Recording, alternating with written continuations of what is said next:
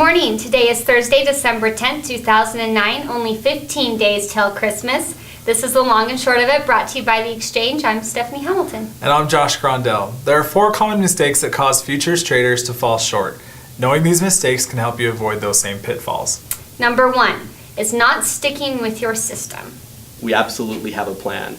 And that could, for everyone it's a little bit different, but for the most part it's really the same. In certain key aspects, for example,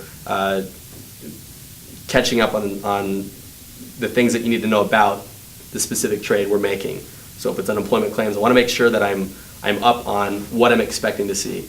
When it comes to the application or the actual execution part of the trading, where we actually click buy or sell, we have to have a plan on how we're going to get in and also get out of the specific trade, and then we follow through no matter what.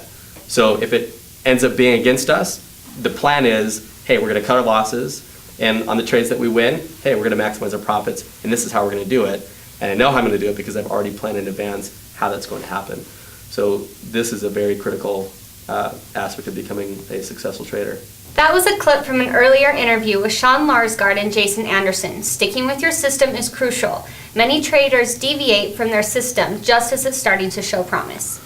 Number 2 is not protecting yourself. A kick in the back of the leg there. Oh, I don't think it's the back of the leg, Ross. I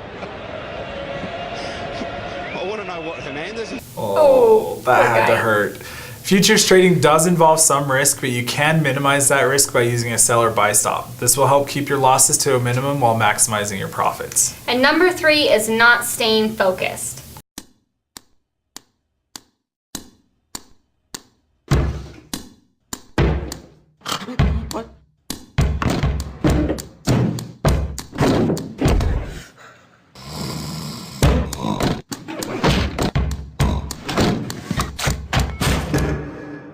To trade successfully, your undivided attention is required to read and evaluate the announcements. You should have as few distractions as possible when you're trading. And the number 4 mistake is not being open to new ideas. If you do remain open to new ideas, you'll be able to change with the markets and profit consistently no matter what they do.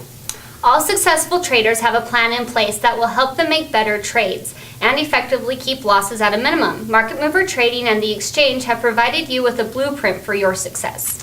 Now today's shout out goes to Kelly Hatch. He has been with us for some time now and we are excited to have him with us. Good job, Kelly.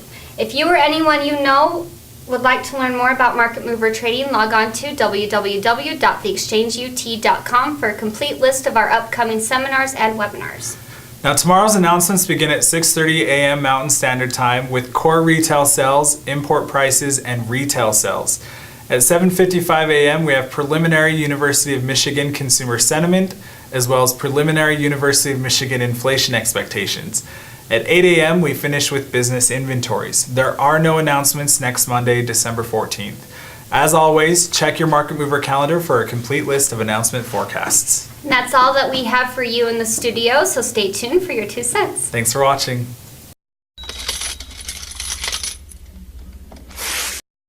Hi everyone, I'm Julie Roxburgh, and as we all know, the Christmas season is in full swing.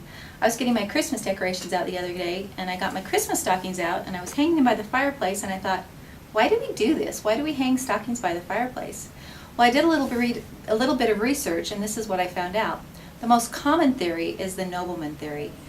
There is a story about a nobleman who lived in a village with his wife and his 3 daughters.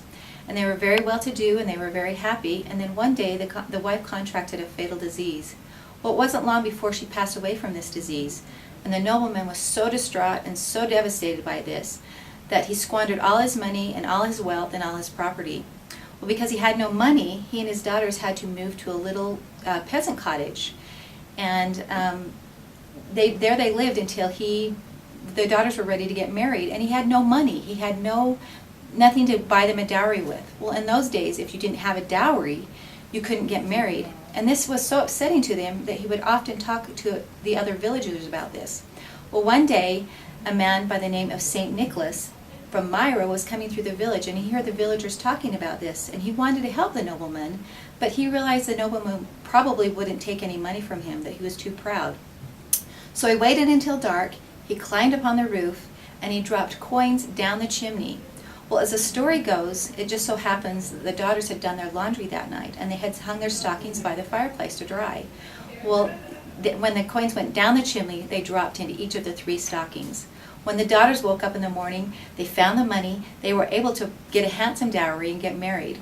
Well, it wasn't long before all the villagers heard about St. Nicholas and his generosity, and they began to hang their stockings by their fireplaces in hopes to getting gifts from St. Nicholas too. So that's the story of the stocking by the fireplace. I enjoyed finding out about it, and more so, I enjoyed telling you about it. Well, I've got some chestnuts I need to go roast, so I'll talk to you later. Happy holidays.